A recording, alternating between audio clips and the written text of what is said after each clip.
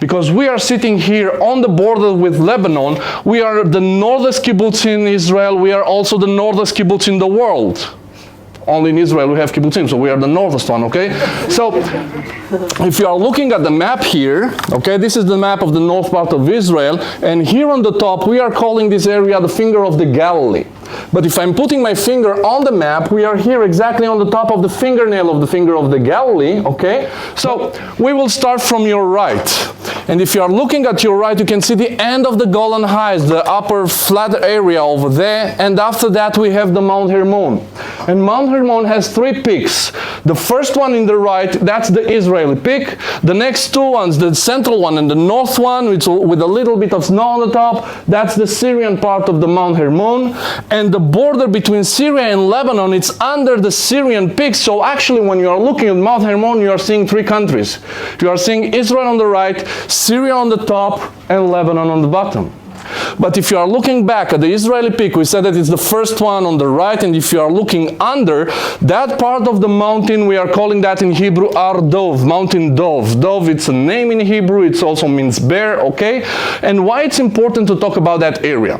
Because usually when our neighbors are deciding to attack us, okay, they are loving that area, then they are always choosing that area. And the question is, why? Why it's so important? Why they are loving that area? Because here, as you can see, we have fences, we have the wall down there, the big concrete thing that we have down there, okay? We have a physical border, something that can help the IDF to protect us, but over there, we have an open border. The border is marked with blue barrels by the UN, and this is how we know how the border is going, okay? But there is nothing physical that can help the idea of the Israeli Defense Force to protect us. It's very easy for the other side to attack us, and that's why they are loving that area. But you can ask also, why Israel, a country that knows to build everything everywhere, why we left it like an open border? And to understand that, we have to go a little bit back into the history. Before the State of Israel, we had here the British mandate. In Syria and Lebanon, they had the French mandate. The border between those two mandates was crossing somewhere over here. If you are imagining a line, okay, here, this was the border between the two mandates. But in the beginning, till 1967, the Golan Heights and part of the Mount Hermon wasn't part of the Israeli territory. Until today, there are some countries in the international community that are not recognizing that Israel. So that small village is called Rajar. And the small village of Rajar is split in half on the map. Half it's in Lebanon and half it's in Israel. The north part is in Lebanon, the south part is in Israel. But all the villagers, doesn't matter where they are living, they're Israeli citizens exactly like me. But those that are living on the north part, on the Lebanese territory, they are considered to be Israeli citizens and enemy territory. And that's why the IDF and also the police cannot act on the north part of the village, and we have few problems. The first and the biggest problem is Hezbollah. You heard about Hezbollah, yes? Yeah. So they are very well based outside the village on the north part. In 2005, they tried to kidnap people from the village. They didn't succeed, but they tried. And our next problem are the smugglers. Lebanon, it's a country that are not producing anything except drugs, and we are a big market, unfortunately, for their products, okay? So some of the people of the village are taking advantage of this situation. Now, we've said that the village is split in half. Half it's in Lebanon and half it's in Israel. But what do you think? If we will ask the international community, what they will say? That village is supposed to be where? Lebanon. No. But they will not say Israel. They will say Syria. Because on the old maps, the two mandates, that was part of the Syrian territory. And also the Muslims, the villagers are Muslims, but there are Alawites Muslims, exactly like the Assad family that are ruling in Syria. And Alawites Muslims we have only in Syria, a few of them in Lebanon, but most of them are in Syria. So we can see the connection between them and the Syrians. But the Syrians didn't want this small village. They wanted the Golan Heights, the Mount Hermon, because there are strategic points. The Lebanese wanted only the lands, they didn't want the people.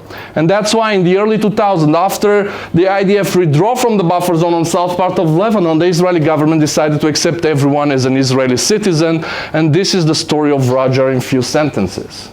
But let's move a little bit more to the left, and you can see that small hill down there with the tower, red and white, exactly down there. Okay, so surrounding that hill with the tower, we have Metula, and that's the northest point in Israel. and everything else that you are seeing north from Raja over there, and Metula over here, and you are looking all around us, everything that you are seeing, including the houses here in front of you, this is Lebanon. And you came from the States, and I don't know how much you know about our geography, but how can you know exactly how the border is going without knowing anything? You are looking at the lands, where you are seeing green, agriculture, everything looks nice and organized, that's Israel. Where you are seeing nothing, that's Lebanon. It's pretty simple, okay? So Hezbollah have there a deposit of rockets. So usually when they are launching rockets over this area, probably they are taking their rockets from that quarry over there. Last time when we had rockets on this kibbutz was like 1.5 years ago, okay? Behind that quarry on the top of the hill there is a long village, and that village is called El Hiam. During the period of time when the IDF was in the buffer zone, we had a very big military prison over there, and this is the only thing that we remember from that place. Today we have nothing in Lebanon. So let's look from Metula to the north, and you can see there is a valley, and that valley is called Ayun Valley. And in the end of the valley, you can see there is another chain of mountains. And those mountains are called Shuf Mountains, but halfway up, in the end of the valley, as you are going up on the mountain, you can see there is a village over there, the last one in the end.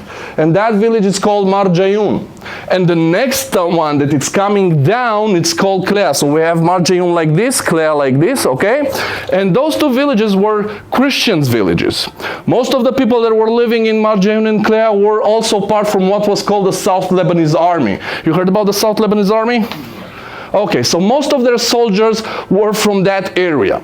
As I've told you, most of them are also Christians. So they were our friends. They were fighting with the IDF against the Palestinian terrorist organization. But after 2000, after the IDF withdrew from the buffer zone, those people remained alone, and they were considered to be traitors. So they had to leave their country, also them, their friends, their family, everyone. So if we were speaking about around 50% Christian population in Lebanon until the year 2000, today there are like 20–25%. Now, do you know how many civilians are living in Lebanon, like citizens? Around 6 million. Do you know how many Lebanese are living only in Brazil? Around 12 millions. That's why it doesn't matter where you will go, all over the world you will find a very good Lebanese restaurant because their food is very tasty. But their story inside their own country, it's a total tragedy. Now, this thing with the Christians creates a big problem also in their politics, because in Lebanon, the president has to be Christian. The prime minister has to be Sunnite Muslim. The head of the parliament has to be Shiite Muslim. The Druze have something like Ministry of Defense. Now, they are hating one another. They cannot create a government. And even if this government is created, they cannot work together. And that's why Hezbollah are so strong. They are taking advantage of this political situation, and they are growing stronger and stronger and stronger. Beautiful picture that I love it. And if you are looking at this picture, we can say, okay, there are a bunch of guys that are having a cup of coffee somewhere. But actually, this is the moment when they signed the agreement to buy our lands here. And why I'm loving this picture? Because you can see the people from the village here, and you can see the people of the kibbutz with the short pants and the hat, and people from the Jewish agency with their suits, but all of them are sitting outside, not in a fancy office, not in a fancy way, and they are deciding the future of this place. So in the beginning it was nothing here, everything was only rocks, and we didn't have water, so the people of the kibbutz were bringing water from the village. And even in the 80s, beginning of the 90s, after the big terrorist attack that was here in Misgavam on the children's house, in 1980, 5 Palestinian terrorists entered the kibbutz from here, and their purpose was to take hostages from the kibbutz, but they forgot that it was a holiday, so most of the people of the kibbutz weren't at home, and they searched in the houses that are here behind us, but they didn't find no one, so they thought that, okay, let's go further inside the kibbutz, and they fell on what was called the children's house.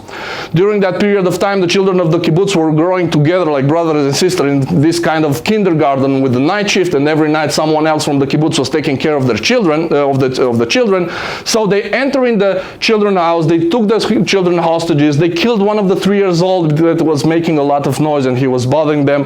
The people of the kibbutz, they heard that something is wrong, they tried to enter inside inside the children's house, but they didn't succeed. One of the members was killed.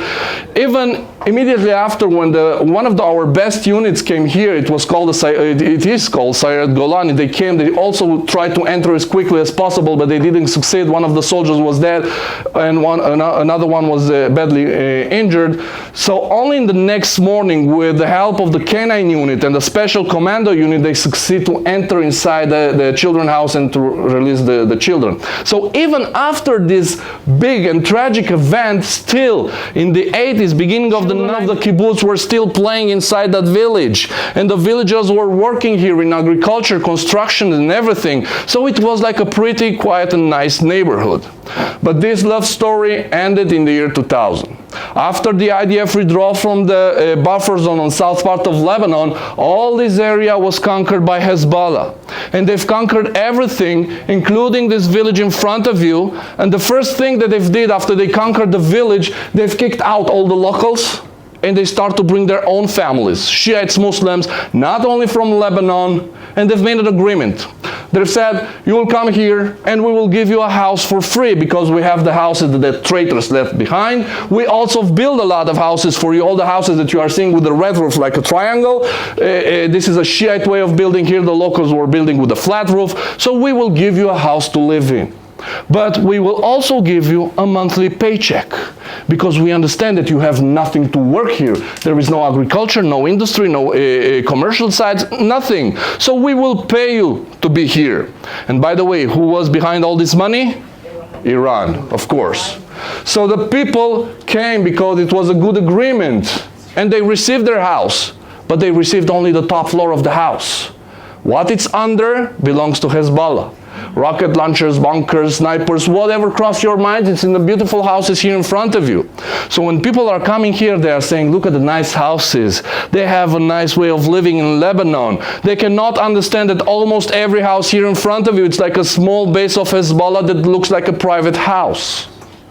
In the last years, Hezbollah are trying to act as a political party with a very strong military wing, but in the last years they are not attacking civilians. That's why they brought here all the Palestinians from Gaza to make all the rocket attacks that you are hearing in the last months, okay? But Hezbollah are not attacking civilians. They are attacking military vehicles, soldiers, but not civilians. But we have soldiers here that are protecting us. Those are the dormitories down there, okay? So let's have this small scenario. Let's say that I'm wearing an IDF uniform right now. A sniper from the other side, I don't know what happened. He had a fight with his wife during the night, and he's saying, how can I improve my day? Oh, look, there is an Israeli soldier over there. He will shoot me, I will be dead, and he will be happy. But the IDF will have to respond, and they will have to shoot back. What you will see on all the televisions all over the world, that Israel is doing what? Attacking a civilian village. Let's talk a little bit about the wall that we have down there.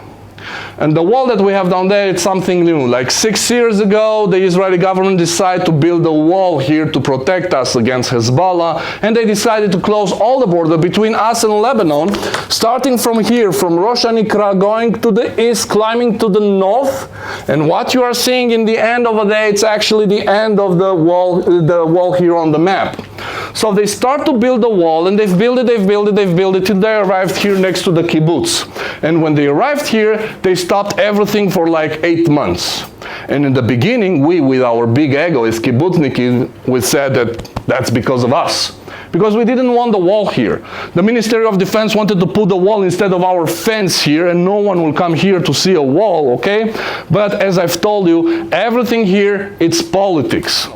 And when I'm saying a tunnel, you have to imagine something like this high, this wide, an ATV or a motorcycle can cross. They had electricity, ventilation, everything inside a tunnel. So when they've built the wall, they said the wall will protect us against the tunnels.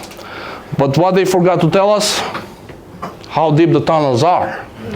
Because the tunnels here in the north can reach 250 feet deep. We cannot build a wall that is going 250 feet deep, okay, all over this border. It's impossible. But we have the feeling that we are protected, okay? Now, what they were trying to do with that wall? with that tunnel, sorry. They thought that they will send a commando unit, because I've told you that one of their best units is in that village over there, and they thought that they will send that unit inside Israel, and their mission was to reach as quickly as possible Route 19 down there, to block the road, and after that they were able to conquer Metula, because I've told you that Metula is surrounded by Lebanon. And I can agree with you that the Israeli Defense Force is a strong army, brave soldiers, good technology and everything. But can you imagine the impact on the Israelis to see Hezbollah flags on the roofs of the houses of Metula even for 2 hours? The same thing that happened to you guys on 9/11, that was happening here with the Israelis. And this is what they try to achieve. Now, what we are doing with those tunnels today, after they pour a lot of concrete inside the tunnel and they block the Lebanese side, we are using those tunnels in tourism, but more important, we are using those tunnels in diplomacy. They are bringing a lot of diplomats from all over the world. They are taking them down to visit the tunnels, and when they are seeing the tunnels, smelling the tunnels, they can understand our situation better. So we can see the Iranian influence not only in Lebanon, also in the Gaza Strip, also in all the Libya, all those countries, because the Iranians are trying to take over of the Arab countries, even those they are not Arabs. So we can see only from these small things, you know, like the convoys they are sending with rockets, the fuel that are sending all the time in Lebanon. Not only the money. The money, it's a little bit difficult to see. A little bit difficult, but like Venezuela, for example, or nations that have more ties to Iran, is that becoming that's a potential problem though, right? Yes. And is the United States doing enough right now under this administration? Because I already know. Okay. I already have an idea where the answer. Okay, I will explain it in another way. If you will go outside, you will hear a lot of tractors and a lot of working and a lot of construction they are doing in Lebanon. What I can tell you that during the Trump administration, everything was quiet. Okay? Now we are hearing those things again. More than that, I can tell you that, you know, you didn't ask me about the tunnels, how they build the tunnels, okay? And they put a lot of money, a lot of effort to build those tunnels, okay? But they use what is called like a pipe, okay? And they drill inside the mountain, okay? And they use a very small drill, and they've made like a hole after another, a very difficult way of building those tunnels, so it was very quiet. But the thing that was like unusual is that in that village over there that you are seeing down there, like for a long period of time during the day, like at noon, there were fireworks all day long, every day. And excuse my language, but I was like, who's the stupid guy that is making fireworks like during the day? You are losing all the effect. Right. Okay, but probably they use those things to cover other noises. Now, this was like, again, during the Trump administration, we didn't have any fireworks. On the last weeks, we'd start to have them again. So, you know, for us as normal people that we are living here on the border with Lebanon, we don't have access of all the information and all the documents and everything, but we can see with our own eyes what is happening here. And I can tell you another small story. You know, like 2 years ago, 5 Hezbollah people came next to the kibbutz here, and they put the Hezbollah flags next to our kibbutz. And they put the flag and they left. Took the IDF like a week to take that flag down, because we are working with the UN and everything has to be organized. But the IDF said, okay, we will build a small fence, you know, to keep them a little bit away from the kibbutz. And they brought this truck with all the equipment, but that truck had a technical problem. I don't know what happened exactly, but that truck went down to the village. And you had to see that village, that it's no one in that village in minutes was full with snipers on the roofs, people inside the houses taking like, you know, places. Everything was like, you know, when you are spraying against bugs and everyone is, all the bugs are coming out. Yeah. This is what happened here in minutes. And the most strangest thing was that I didn't saw no one coming. They were all right. Okay? So I don't have all the information about the documents, the money, the transactions, okay? But I can tell you what I'm seeing here with my eyes. But I can tell you that Lebanon, it's a mafia country. Okay? And everyone is speaking about the electrical problem they have in Lebanon. There are people, you know, and everyone is speaking about the food. They don't have food, but no one is speaking about the water. There are some areas in Lebanon where people are receiving only 2 glasses of water per day. Okay? They have, like, how it's called, cholera in English? Cholera, okay? Something that was like, for 100 years we didn't heard about this disease, and suddenly they have it again in Lebanon. Also in Syria, but also in Lebanon. I think that is more important than the cartels. And everyone is speaking about the electricity problem in Lebanon, and everyone is trying to help Lebanon to solve that problem. But no one is speaking about the, you know, every house in Lebanon, in every city, they are connected to the national power line, but the national power line is working like 2 hours per day, okay? But they create those companies, private companies, and they brought those big generators and they create a secondary power line, private line, and that line is working like 24/7. But the price is like 4 or 5 times more than the national power line. Okay, but those companies are actually paying the government, so the government has no interest to solve the electricity problem in Lebanon. So they are taking money also from the world, but also from their people, so it's a win-win situation for them. And, you know, to think about Venezuela and cartels and everything, let's see what is happening in their country first. Oh, yes. To give information back. Yes, you're right. Okay. This kibbutz was established before the state of Israel, and we know that all the kibbutzim and all those places in that period of time, the purpose was to mark the border of the new state. And you can say, okay, the new state was born like more than 7 years ago. Okay, why you are still here on the border? Why you are sitting so close to them? What do you think? If we will move a little bit inside Israel, our problems will stay here next to the wall? Look what happened in Gaza Strip. Israel took everything out from the Gaza Strip. The problem stayed in Gaza Strip? No, they are reaching Tel Aviv and Jerusalem today. And you know, 1 year ago, a little bit more, when the war started in Ukraine, I was in Ukraine with a humanitarian organization to help the refugees and to see what's happening there. And I saw all the tragedy and the mother with children that they didn't have any place to go and everything. Big tragedy. But still I said to myself, you know, those people are lucky. I didn't tell them that, okay? But I said to myself, those people are lucky. You know why? Because they have neighbors that they open their borders to receive them. They can go to Poland, Romania, Moldova, Germany after, and all Europe. If something like that will happen here, the only neighbors that will receive us with open arms, actually they don't have arms because they are the fish of the sea. That's why we have to be strong here. We have to remain here because we don't have another place to go.